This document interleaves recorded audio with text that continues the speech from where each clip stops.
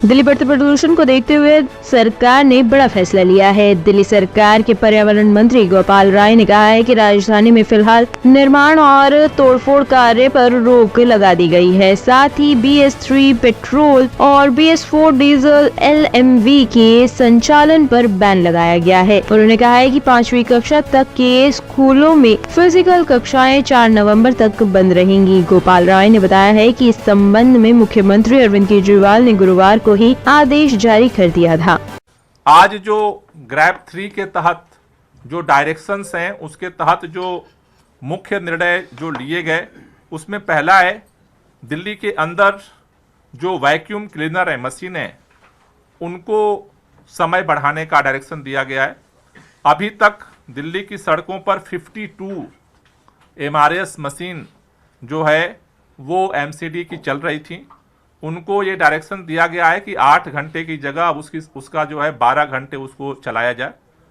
उसी तरह से टोटल जो वाटर स्प्रिंकलिंग के लिए 345 जो अलग अलग डिपार्टमेंट्स की मशीनें काम कर रही हैं, उनको भी निर्देश दिया गया है कि उनकी संख्या भी अब 8 घंटे से बढ़ा करके 12 घंटे किया जाए, जिससे ज़्यादा एरियाज में वाटर स्प्रिंकलर को जो है वो पहुंचाया जा सके।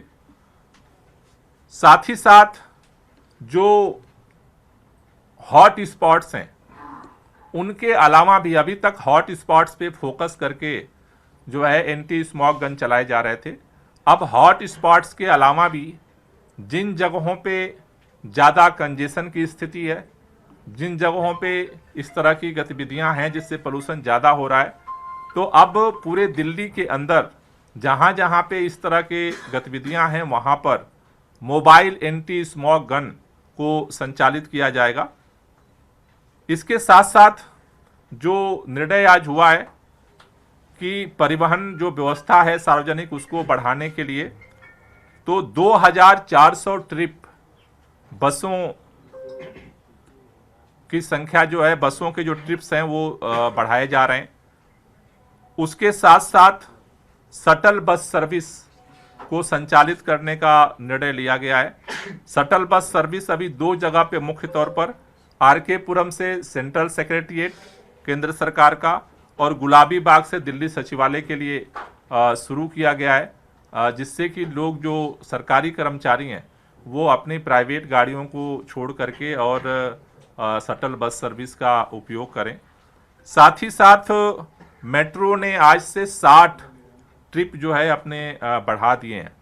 मैं दिल्ली के लोगों से अपील करना चाहता हूं, अभी मेट्रो के अधिकारियों के साथ हमारी बातचीत हुई, उनका कहना है कि हमने ट्रिप तो बढ़ा दिया है लेकिन अभी राइडरशिप नहीं बढ़ रही है। तो दिल्ली के लोगों से हमारी अपील है कि 60 ट्रिप एक्स्ट्रा कर दी गई है मेट्रो की। साथ ही साथ 2400 जो है वो ट्रिप जो है वो बसों की बढ़ा दी गई है। तो आप सबसे निवेदन है कि आप जहां ज़रूरी ना हो तो आप पब्लिक ट्रांसपोर्ट का उपयोग करें, जिससे कि जो व्हीकल पोल्यूशन है उसमें कंट्रोल करने में आपका सहयोग हो सके। उसी तरह से जो कंस्ट्रक्शन पे जो बैन लगा है, उसमें कुछ गतिविधियों को जो है उनको छूट दी गई है।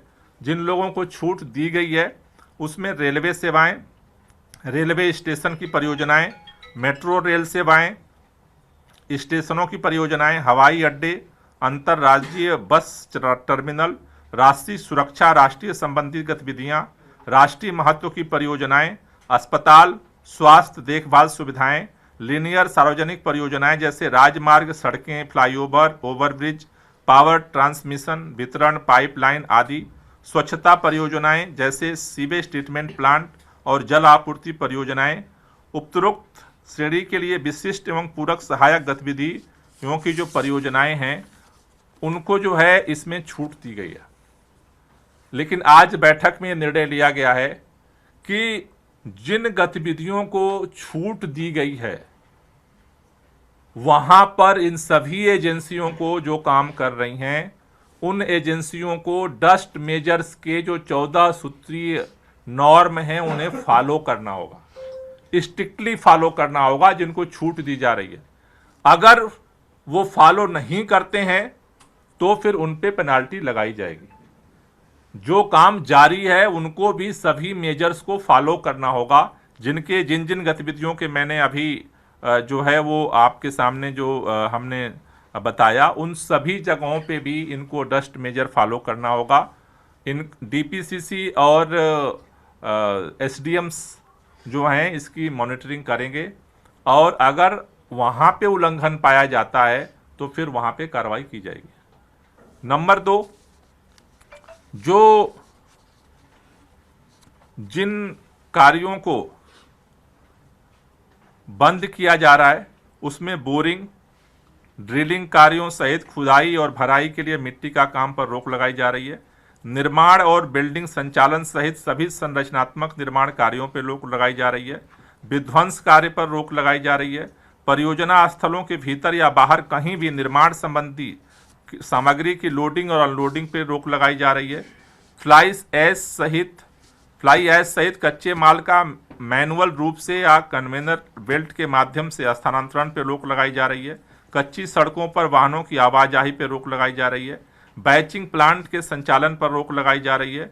ओपन ट्रेच प्रणाली द्वारा sewer line, water line, drainage कार्य एवं विद्युत केबल बिछाने कार्य पर रोक लगाई जा रही है। टाइल्स, पत्थरों और अन्य फर्श सामग्री को काटना और ठीक करने पर रोक लगाई जा रही है।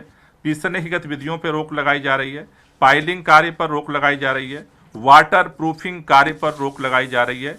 पेंटिंग, पॉलिशिंग और वर्निशिंग आदि पर रोक लगाई जा रही है। सड़क निर्माण, मरम्मत कार्य जिसमें फुटपाथ, रास्ते और सेंट्रल वर्ज आते हैं उनको पक्का करना जो शामिल है उस पर भी रोक लगाई जा रही है। इन गतिविधियों पे जो है 14 गतिविधियां हैं जिन पर जो है रोक लगाई जा रही है। जैसा मैंने पहले में कहा, सीएक्यूएम को जो डायरेक्शंस था कि इन प्रोजेक्ट को छूट रहेगी। आज जो मीटिंग में निर्णय लिया गया कि छूट तो रहेगी, लेकिन यहां पर डस्ट कंट्रोल करने की रिस्पॉन्सिबिलिटी इनकी रहेगी। अगर उसका वायलेट करते हैं तो फिर इनके खिलाफ कार्रवाई होगी। उसी तरह से जो ये 14 काम जिनको रोक लगाई जा रही है, बैन लगाया जा रहा है, अगर मान लीजिए किसी ने आधी सड़क बनाई है और उसको रोका जा रहा है, तो आधी सड़क जो खुदाई की या किसी तरह गतिविधि की है, वहां पर डस्ट को कंट्रोल करने की रिस्पॉन्सिबिलिटी उसी एजेंसी की रहेगी। ऐसा नहीं काम बंद हो गया तो उस एजेंसी का काम नहीं खत्म हो गया, वो जैसे तैसे काम छोड़ करके नहीं जा सकते हैं। काम बंद हो गया है फर्दर, लेकिन जो भी काम उन्होंने किया है उससे अगर किसी तरह का डस्ट पोल्यूशन हो रहा है तो उसको कंट्रोल करने की रिस्पॉन्सिबिलिटी उसी कंसर्निंग एजेंसी की होगी जो उस काम को कर रही थी। ये दो सीएक्यूएम के डायरेक्शंस के अलावा ये 2 डायरेक्शंस आज निर्णय लिए गए हैं जो सभी एजेंसियों को जो है दिए जा रहे हैं। इसके साथ साथ जो है दिल्ली के अंदर जो गैर प्रदूषित, गैर धूल पैदा करने वाली गतिविधियां हैं, जैसे प्लम्बिंग का कार्य, विद्युत का कार्य, बढ़ईगिरी से संबंधित कार्य और आंतरिक साज सज्जा, फिनिशिंग, सजावट कार्य को जारी रखने की अनुमति होगी। जो घर के अंदर के काम है, बाहर की गतिविधियों पे बैन रहेगा, लेकिन इन पे जो है उनको छूट होगी। स्टोन क्रशर का जो संचालन है वो बंद रहेगा। सभी खनन और संबंधित गतिविधियों को बंद किया जा रहा है। तो ये गतिविधियों पर रोक लगाई जा रही है। इसके साथ साथ खासतौर से जो BS3 पेट्रोल और BS4 डीजल की जो LMB 4 पहिया वाहन है उन पर अब बंद रहेगा।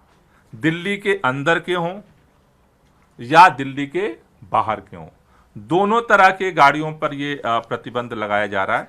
चाहे बाहर से आ रही हो BS3 पेट्रोल की गाड़ी और चाहे दिल्ली के अंदर संचालित हो रही हो, इन पर जो है वो प्रतिबंध रहेगा। चाहे वो कार हो, टैक्सी हो, ट्रक हो, इन सभी तरह के गाड़ियों पर जो है प्रतिबंध लगाया जा रहा है।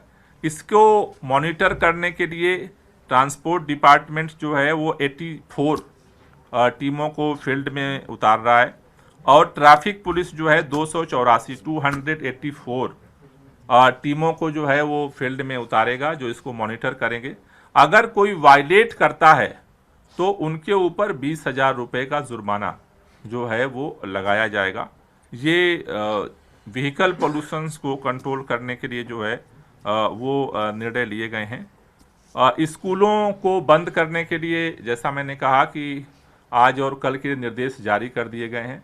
उसके बाद अगले दिन संडे है, मंडे को जो AQI की प्रदूषण की स्थिति रहेगी उसके अनुसार मंडे को फिर निर्णय लिया जाएगा फर्दर स्कूलों के संबंध में।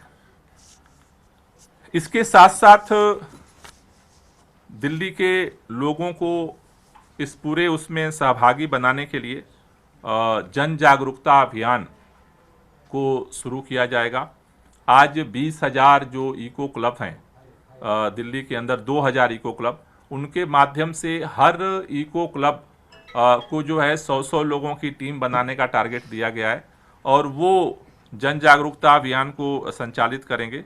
साथ ही साथ इन्वायरमेंट डिपार्टमेंट और डीपीसीसी की तरफ से जितने गाड़ी वाहनों का डेटा है उनको एसएमएस भेजा जा रहा है कि वो अवेयर करने के लिए। साथ ही साथ इसके लिए पब्लिक ऐड कैंपेन भी शुरू करेंगे और जिंगल्स के माध्यम से भी लोगों को अवेयर किया जाएगा कि वो ज़्यादा से ज़्यादा जो है वो पब्लिक ट्रांसपोर्ट का उपयोग करें और अगर ज़रूरी नहीं है तो गाड़ियों को न निकालें। तो ये कैंपेन भी, इसके साथ साथ पब्लिक अवेयरनेस कैंपेन को भी जो है वो संचालित किया जाएगा। टॉप स्टोरी ब्यूरो के लिए दिल्ली से हेमंत कुमार की रिपोर्ट।